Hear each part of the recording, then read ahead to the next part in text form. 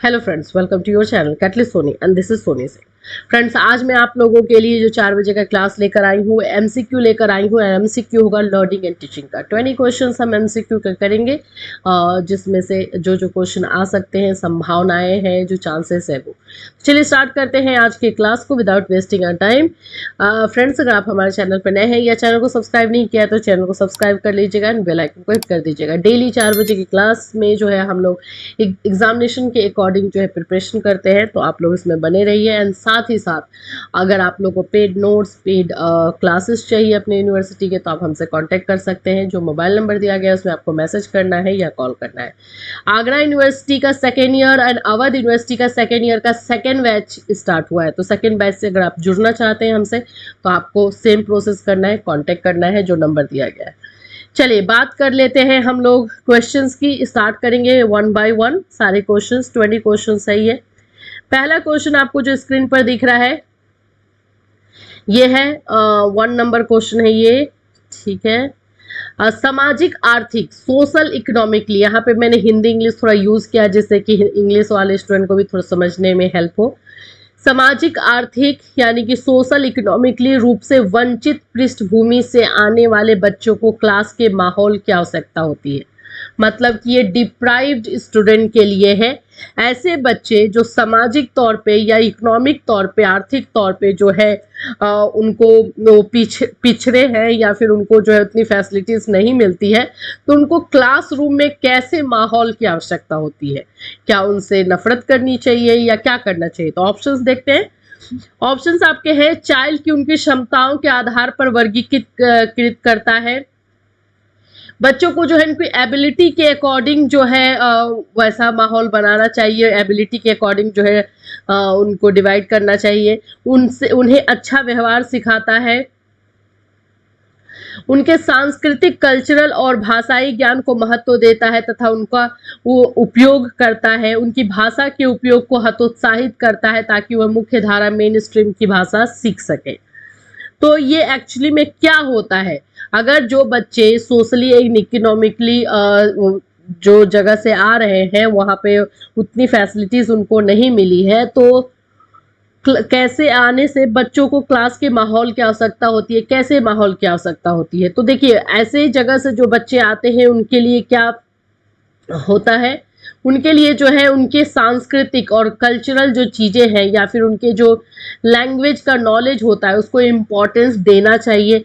ऐसा नहीं दिखाना चाहिए कि अरे तुम कैसे नीचे जगह से आ रहे हो, या फिर कुछ ऐसा खराब नहीं करना चाहिए। ऐसा दिखाना चाहिए कि आप जैसे भी जगह से आ रहे हो वो इक्वल ही है, उतना ही इम्पॉर्टेंट है जहाँ जितना हम लोग यहाँ पर हैं। तो उनके कल्चरल को अच्छा बताना या उसमें इंटरेस्ट दिखाना, उनके लैंग्वेज नॉलेज को अच्छा बताना, उसमें पॉजिटिव निकालना, ये ज़रूरी होता है क्लास में। ये सबसे पहले कौन करता है? टीचर का काम होता है करना, और उसके बाद से बाकी सारे स्टूडेंट्स। ठीक है, तो ये हो गया 1 नंबर का। अब दूसरा देखते हैं। मैंने आंसर यहाँ पे छिपा दिया है तो आप लोग देख नहीं पाओगे। सेकेंड नंबर क्वेश्चन है, कक्षा में, क्लास में सृजनात्मक यानी क्रिएटिव और प्रतिभाशाली यानी ब्रिलियंट बच्चों के लिए आवश्यक हस्तक्षेप निर्भर करता है। जो बहुत ही बोलते हैं ना कि गिफ्टेड स्टूडेंट होते हैं, क्रिएटिव स्टूडेंट होते हैं, तो उन लोगों के पढ़ाई में जो है किस तरह का इंटरप्शन जरूरी होता है। उन्हें अन्य बच्चों को पढ़ाने की जिम्मेदारी देने पे, उन्हीं बच्चों को जो है दूसरे बच्चों को पढ़ाने की रिस्पॉन्सिबिलिटी दे दिया जाए, या टीचर द्वारा अनुकूलित और प्रेरक निर्देशन तरीकों के उपयोग पर, या टीचर जो है उन स्टूडेंट्स को मोटिवेट करे या फिर इस तरह से उन्हें पढ़ाए जिससे कि उनको उनकी एबिलिटी एनहेंस हो। या सी नंबर है, उन्हें अतिरिक्त समय दिए जाने पर या फिर वैसे बच्चों को जो है एक्स्ट्रा समय दिया जाए, या उनके प्रति स्नेही होने के नाते, या फिर ये उनको ले करके बहुत ज़्यादा जो है टीचर अटैच दिखाए कि हाँ बहुत अच्छा बच्चा है, हमेशा जो है अप्रिसिएट करे। तो कैसे हस्तक्षेप की ज़रूरत होती है, वैसे बच्चों को किस तरह से हैंडल करना चाहिए। तो इसका आंसर जो हो जाएगा, अगर आप देखेंगे तो उन्हें अन्य बच्चों की जिम्मेदारी अगर दे दी जाए तो फिर टीचर क्या करेगा, और वो बच्चे जो है अपनी पढ़ाई कब कर पाएंगे। तो वो जो बहुत अच्छे हैं तो वो पता चलेगा कि फिर एवरेज बन गए, तो ये तो नहीं होगा, बिल्कुल नहीं होगा। बी नंबर जो है, टीचर द्वारा अनुकूलित और प्रेरक निर्देशन तरीकों के उपयोग पर, ये है हो सकता है, बिल्कुल यही होगा। इस टीचर जो है वैसे स्टूडेंट को सही गाइडेंस करे, वैसे बच्चों को गाइडेंस की जरूरत होती है, तो सही गाइड करे और उनको उन्हीं के तरीके के अकॉर्डिंग मोटिवेट करे ताकि वो अपनी एबिलिटी को आगे बढ़ा सके। ठीक है, ऐसा होता है कि एक क्लास में 30 बच्चे हैं तो उसमें से 3 से 4 या फिर 2 से 3 ऐसे बच्चे होते हैं जो एक्स्ट्रा ऑर्डिनरी होते हैं। उन बच्चों को जो है पढ़ाने के लिए जाहिर सी बात है अलग से कोई सिलेबस तो लाया नहीं जा सकता वहाँ पे, लेकिन हाँ टीचर ये कर सकता है कि वैसे बच्चों को थोड़ा सा मोटिवेट किया जाए और उनको उनके एबिलिटी के अकॉर्डिंग गाइडेंस की जाए। ठीक है। थर्ड नंबर क्वेश्चन देखते हैं। शिक्षण अभियोग्यता का अर्थ है, मतलब टीचिंग एलिजिबिलिटी का क्या मीनिंग होता है। टीचिंग एलिजिबिलिटी का मीनिंग आपको बताना है। टीचिंग एलिजिबिलिटी का मतलब क्या है? मतलब कि एलिजिबिलिटी आप समझते हो ना, क्राइटेरिया, आपको टीचर बनने के लिए क्या क्राइटेरिया, तो अभियोग्यता का अर्थ पूछ रहा है ये।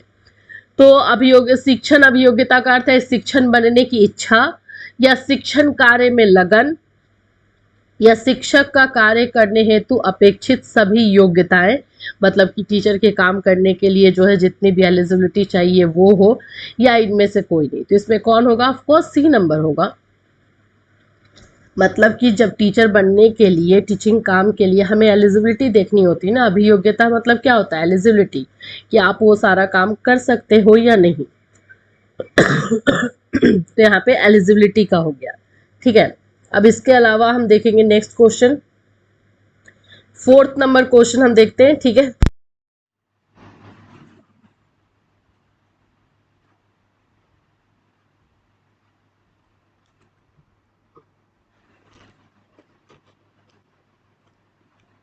फोर्थ नंबर में देखेंगे कि इसमें क्या है, तो ये टीचर से ही रिलेटेड है।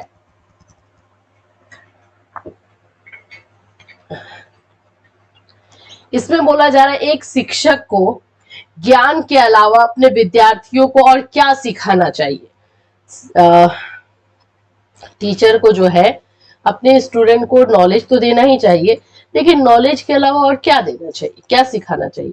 ऑप्शन है आपके, लक्ष्य प्राप्ति के लिए अथक प्रयास, कि अपना जो गोल उन्होंने डिसाइड किया है उसके लिए उनको हार्डवर्क करना होगा, या विपरीत परिस्थितियों में भी संयम, मॉडरेशन व संतुलन न खोना, या समय का सदुपयोग, या ये सभी। बताइए क्या आप जो है एज अ टीचर नॉलेज तो देंगे, इसके अलावा आप क्या देंगे? तो मैं अगर बोलूं तो मैं तो बोलूंगी ये सभी। ऑफ कोर्स उनको अपने गोल के लिए हार्डवर्क करना होगा, वो भी हम बताएंगे।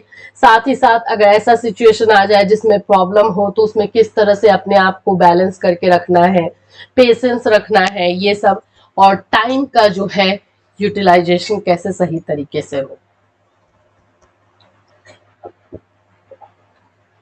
तो ये सारी चीजें जो है एक टीचर अपने स्टूडेंट को देगा ही देगा। 5 नंबर है, शिक्षा तभी सार्थक होगी जब, एजुकेशन तभी जो है सक्सेसफुल होगा जब वो पाठ्यक्रम केंद्रित हो, यानी कि करिकुलम सेंटर्ड हो, छात्र केंद्रित हो, रोजगार केंद्रित हो, या समाज केंद्रित हो। तो हम सब जानते हैं कि चाइल्ड सेंटर्ड एजुकेशन ही सक्सेसफुल होता है, तो हम इसको लिखेंगे चाइल्ड सेंटर्ड। 6 नंबर है, आपके विचार में शिक्षा का उद्देश्य, एम ऑफ एजुकेशन क्या होना चाहिए। शिक्षा ग्रहण करने के बाद नौकरी, मतलब कि एजुकेशन हमारा कंप्लीट हो तो इमीडिएट जो है नौकरी मिल जाए, या छात्रों की मानसिक योग्यता का विकास, या छात्रों को साक्षर बनाना, या बालकों का सर्वांगीण विकास। Definitely overall development. सर्वांगीण का मतलब होता है कि बच्चे का जो है ओवरऑल डेवलपमेंट हो पूरी तरीके से। तो हम जो है 6 नंबर बच्चे को ट्राई करेंगे कि दिया जाए, है ना। तो इसका आंसर क्या हो जाएगा आपका 6 का डी नंबर, ओवरऑल डेवलपमेंट। चलिए नेक्स्ट क्वेश्चन देखते हैं 7 नंबर। 7 नंबर है, पाठ्यक्रम निर्माण यानी करिकुलम कंस्ट्रक्शन में किस बात को मुख्य रूप से ध्यान में रखना चाहिए। ए नंबर है शिक्षा के उद्देश्य को, दूसरा है छात्रों की आवश्यकता, रुचियों एवं योग्यताओं को, या शिक्षण अनुसंधानों को, या ए और बी। तो देखिए शिक्षा के उद्देश्य को तो रखेंगे ही, क्योंकि एजुकेशन की जो ऑब्जेक्टिव है वो हमें प्राप्त करना है। अगर हम शिक्षा दे रहे हैं तो उसके लिए हमने कुछ उद्देश्य निर्धारित किए थे, कुछ ऑब्जेक्टिव, कुछ उसके एम्स निर्धारित किए थे जो हमें पूरा करना है। और दूसरा है कि क्योंकि अब हम चाइल्ड सेंटर्ड एजुकेशन ला रहे हैं, तो हमें स्टूडेंट की आवश्यकता, उनकी जरूरत, उनकी रुचि, इंटरेस्ट, उनको भी देखेंगे। तो इसका आंसर कौन सा हो जाएगा? D number. 8 नंबर आते हैं, भाषा सीखने सिखाने में आप किसे सबसे अधिक महत्वपूर्ण मानते हैं? हम लैंग्वेज जो सीखते हैं या सिखाते हैं तो उसमें सबसे इंपॉर्टेंट कौन सा पार्ट होता है? बाल साहित्य, संज्ञानात्मक विकास यानी कॉग्निटिव डेवलपमेंट, या सामाजिक अंतःक्रिया यानी कि सोशल इंटरेक्शन, या दृश्य श्रव्य सामग्री यानी कि ऑडियो विजुअल एड्स। आप बताइए एक लैंग्वेज को सिखाने में इन चारों में से कौन सी चीजों की जरूरत होगी? तो आप जानते ही हो कि लैंग्वेज सीखने के लिए कन्वर्सेशन बहुत जरूरी होता है। तो सामाजिक अंतःक्रिया यानी कि सोशल इंटरेक्शन अगर बच्चे करते हैं, एक दूसरे से मिलते हैं, बहुत सारे लोगों से मिलते हैं, उनके विचारों को जानते हैं, तो इससे जो है लैंग्वेज डेवलप होता है। तो इसका आंसर कौन सा हो जाएगा? C number. ये आप लोग मत समझिएगा कि आंसर है, ये जो है यहाँ पे आंसर ANS लिखा हुआ था, उसके बाद जो है ABC दिया हुआ था, तो उसको मैंने रफ किया है, ये पूरी तरीके से हुआ नहीं।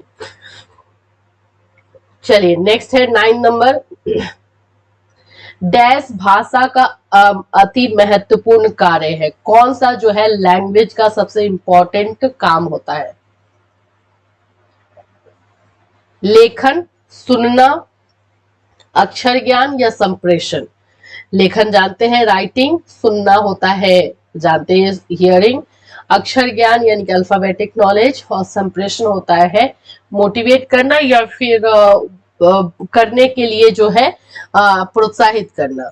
तो इसमें आपका इसका जो है आंसर क्या आ जाएगा? इसका आंसर हो जाएगा संप्रेषण। हम जो है लैंग्वेज सीखने के लिए बच्चों को संप्रेषण, देखिए क्या होता है कि जैसे किसी ने कुछ बोला तो आप उसमें बोले ओ वेरी गुड, बहुत अच्छा किया, और करो और अच्छा करो। तो इससे क्या होता है कि बच्चे मोटिवेट होते हैं और अच्छा करते हैं। तो गुड, वेरी गुड, संप्रेषण दो तरीके से होता है, एक निगेटिव होता है, एक पॉजिटिव होता है। तो हम पॉजिटिव संप्रेषण की बात कर रहे हैं। निगेटिव में हो जा रहे हैं तुमने अच्छा नहीं किया, क्या उस समय से मैं सिखा रही हूँ, सीख नहीं रहे हो, ये सब निगेटिव हो जाता है। तो फीडबैक देना, एप्रिसिएट करना, ये संप्रेषण के अंतर्गत आता है। तो ये इन चारों में से तो ये डी नंबर ज्यादा जरूरी है। चलिए 10th नंबर देख लेते हैं, छात्र जो लिखित कार्य करते हैं उसे शिक्षक को कब जांचना चाहिए? रिटन वर्क जो बच्चे करते हैं तो टीचर को कब उसको जो है चेक करना चाहिए? जब शिक्षक को खाली समय मिले, ये एक ऑप्शन है। दूसरा है अगले सप्ताह के दौरान, या सप्ताह के अंत में रविवार को, या लिखित कार्य पूरा होने से तुरंत बाद। ये याद रखिएगा, ये बहुत इंपॉर्टेंट क्वेश्चन है, रिपीटेड होता है बहुत ज्यादा। तो इसका आंसर होता है कि टीचर को इमीडिएट जैसे ही बच्चों ने जो है अपना काम पूरा किया है वैसे ही उसको चेक कर लेना चाहिए, लिखित कार्य पूरा होने से तुरंत बाद। इसीलिए जब टीचर्स के जो पीरियड्स लगाए जाते हैं, क्लासेस दिए जाते हैं, तो एक क्लास के बाद एक खाली पीरियड दिया जाता है ताकि वो सारे कॉपी उसी समय क्लास लेने के तुरंत बाद जो है वो चेक कर पाए।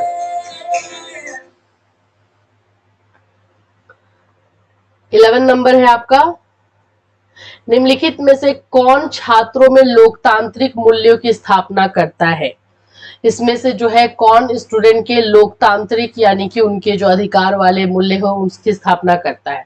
ऑप्शंस है पुस्तक यानी बुक्स, या प्रार्थना सभा जहाँ पे असेंबली होती है, या वार्षिकोत्सव जो एनुअल फंक्शन मनाया जाता है, या खेल का मैदान।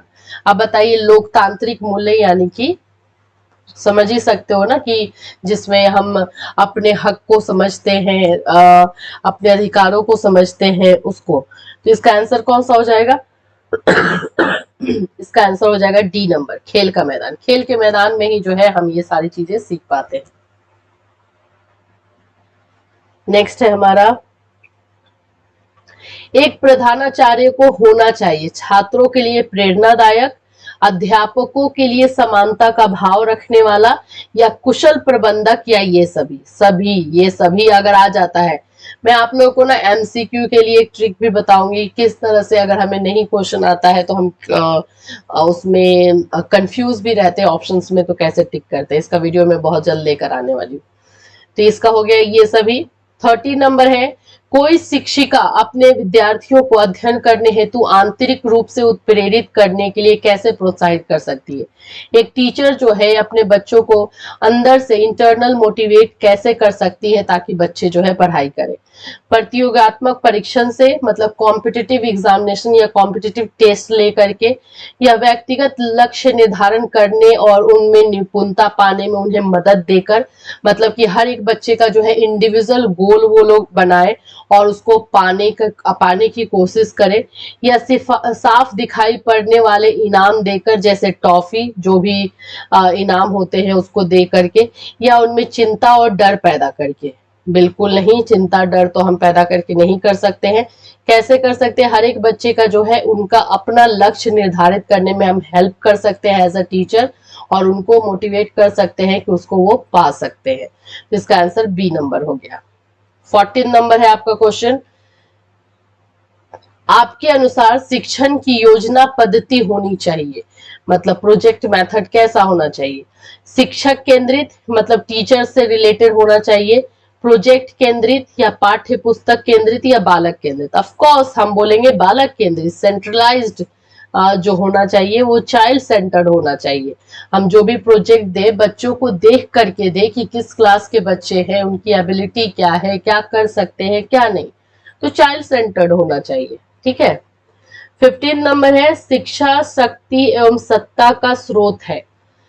शिक्षा जो एजुकेशन है वो पावर का और आपके सत्ता का स्रोत है, महिलाओं के लिए, पिछड़ों के लिए, बालकों के लिए, या ए और बी दोनों के लिए। ऑफ कोर्स मतलब ऐसा इसलिए ए और बी बोला जाएगा, ऐसे तो बालक के लिए भी है, लेकिन ए और बी इसलिए बोला जाएगा कि सबसे ज्यादा अगर देखा जाए तो इग्नोर जो है वुमेन को किया गया है हमारे पीछे वाले एजुकेशन सिस्टम में, और SC ST या फिर ऐसे पिछड़े वर्गों को भी किया गया है। इसीलिए इन लोगों को ही जो शक्ति और सत्ता की ज्यादा जरूरत है, उन लोगों के लिए सोर्स का कार्य करता है, इसीलिए इसका आंसर डी होगा। वैसे है सभी के लिए, है ना। 16 है, शिक्षक का मूल कार्य क्या है, मतलब मेन ड्यूटी क्या है। छात्रों को पढ़ने के लिए प्रेरित करना, छात्रों को उनकी गलतियां बताना, अध्ययन के लिए अनुकूलित वातावरण तैयार करना, या छात्रों के स्व अध्ययन में सहायता करना। अब बताइए, ये बहुत ही कंफ्यूजिंग क्वेश्चन है, इसका आंसर आप लोग खुद से दीजिएगा, उसके बाद मेरा आंसर समझिएगा। मैं आपको बता दूं कि 2005 के बाद से टीचर की जो रिस्पॉन्सिबिलिटी है, टीचर जो है एज अ फैसिलिटेटर काम करता है। फैसिलिटेटर का मतलब होता है सुविधा दाता, बच्चों को वो सारी चीजें जो है इकट्ठा करके दे या ला करके दे जिससे कि उनकी लर्निंग बेहतर हो सके, वो अपनी एबिलिटी से ज्यादा अच्छे से काम कर सके। तो सुविधा दाता का काम हो गया। प्रेरित करना तो ये भी है इनका काम, ये भी एक्चुअली मोटिवेट करने का भी काम है। छात्रों को उनकी गलतियां भी बताने का काम है टीचर का, उनको सेल्फ स्टडी में हेल्प करने का भी है। लेकिन सबसे ज्यादा जो मेन मूल कार्य लिखा है ना, मेन कार्य, तो मेन कार्य है कि लर्निंग एनवायरनमेंट क्रिएट करके दे ताकि बच्चे जो है अच्छी तरीके से सीख पाए, जो भी चीजों की जरूरत हो उसको जो है प्रोवाइड करे। तो इसलिए सी हो गया। 17 नंबर देखेंगे, भारत में शिक्षित बेरोजगारी का प्रमुख कारण क्या है, मतलब इस जो बच्चे हैं वो एजुकेट होकर के भी जो है उनको जॉब नहीं मिलती है, इसका रीजन क्या है। सरकार की रोजगारी के लिए ठोस नीति का ना होना, शिक्षा का व्यापक प्रसार, या उद्देश्यहीन शिक्षा, या घटिया स्तर की शिक्षा। अगर इसमें हमें बोलना होगा तो हम बोलेंगे उद्देश्यहीन शिक्षा। शिक्षा सिर्फ दी जा रही है लेकिन एक्चुअली में उसका ऑब्जेक्टिव जो है अभी तक सेट नहीं ढंग से कर पाए हैं लोग, इसीलिए सी नंबर होगा इसका आंसर। वैसे चारों आंसर है, यही तो है इसमें कि चारों आंसर है, अप्रोप्रिएट आपको ढूंढना है। किस प्रकार का कक्षा नेतृत्व तो सबसे उत्तम माना गया है? कौन सा जो है क्लास में जो लीडरशिप होता है सबसे बेस्ट माना गया है? प्रभुत्ववादी, सभी का मिला जुला रूप, लोकतांत्रिक या प्रयोजनवादी? प्रभुत्ववादी मतलब किसी एक का राज चले उसमें, या सभी का मिला जुला रूप हो, या लोकतांत्रिक या प्रयोजनवादी? तो ऑफकोर्स लोकतांत्रिक ही हम मानते हैं, है ना। निम्नलिखित शिक्षण विधियों में से कौन सी विधि वास्तविक अनुभवों को प्रदान करने के लिए दृष्टिकोण से उत्तम है? मतलब इसमें से कौन सा मेथड जो है रियल लाइफ से जो है इंस्पायर है, उसके लिए बहुत अच्छा है, रियल लाइफ से कनेक्ट करने के लिए बहुत अच्छा है आपका भ्रमण विधि, यानी कि टूर मेथड, जो बच्चों को हम फील्ड टूर पे लेकर के जाते हैं, या फिर आपका जो है प्रोजेक्ट विधि, यानी कि हम जो प्रोजेक्ट देते हैं बच्चों को बनाने के लिए, भाषण विधि, लेक्चर मेथड, या पाठ्य पुस्तक मेथड? जाहिर सी बात है इसका होगा भ्रमण विधि, यानी कि हम बच्चों को जो रियल लाइफ से कनेक्ट करने के लिए उस फील्ड पे लेकर के जाते हैं, फील्ड ट्रिप पे लेकर जाते हैं, वही जो है बच्चों को रियल लाइफ से कनेक्ट करती है। तो इसका आंसर हो जाएगा ए नंबर। 20 नंबर क्वेश्चन देखिए, लास्ट है। किसी प्रारंभिक कक्षा में प्रभावशाली शिक्षक का उद्देश्य विद्यार्थियों को उत्प्रेरित करना होगा। प्रारंभिक कक्षा की बात हो रही है, यानी कि प्राइमरी क्लास की बात हो रही है। प्राइमरी क्लास में एक ऐसा टीचर जो बहुत ही इफेक्टफुल है, बहुत अच्छा टीचर है, उसका उद्देश्य उसका उद्देश्य जो है स्टूडेंट्स को मोटिवेट करना है।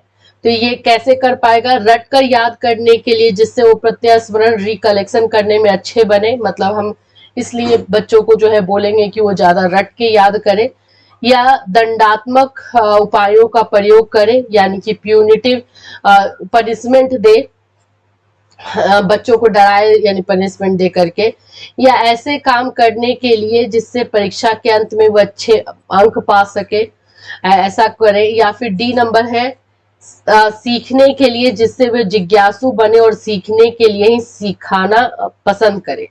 तो इसमें से कौन सा इसका हो जाएगा कि इसमें बच्चे जो है किस तरह के एजुकेशन को हम उनको दे सकते हैं जिसमें उनको अच्छी तरीके से समझ में आए। तो एक अच्छा टीचर जो है किस तरह के एजुकेशन अपने बच्चों को देगा।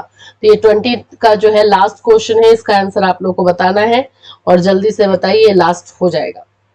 तो देखिए हम एज अ टीचर, जो कि अब जो है टीचर का काम फैसिलिटेटर का हो गया है, तो हम स्टूडेंट को क्या कर सकते हैं? उनको क्यूरियस बना सकते हैं, जिज्ञासु बना सकते हैं, जिससे कि वो अच्छे से अच्छा सीखे, उनके क्वेश्चन का आंसर आप दे सकते हो। तो इसलिए इसका आंसर जो हो जाएगा क्यूरियस बनाना, यानी कि डी नंबर।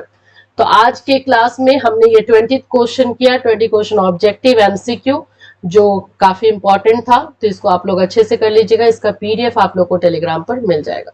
फिर मिलूंगी, till then have a nice day.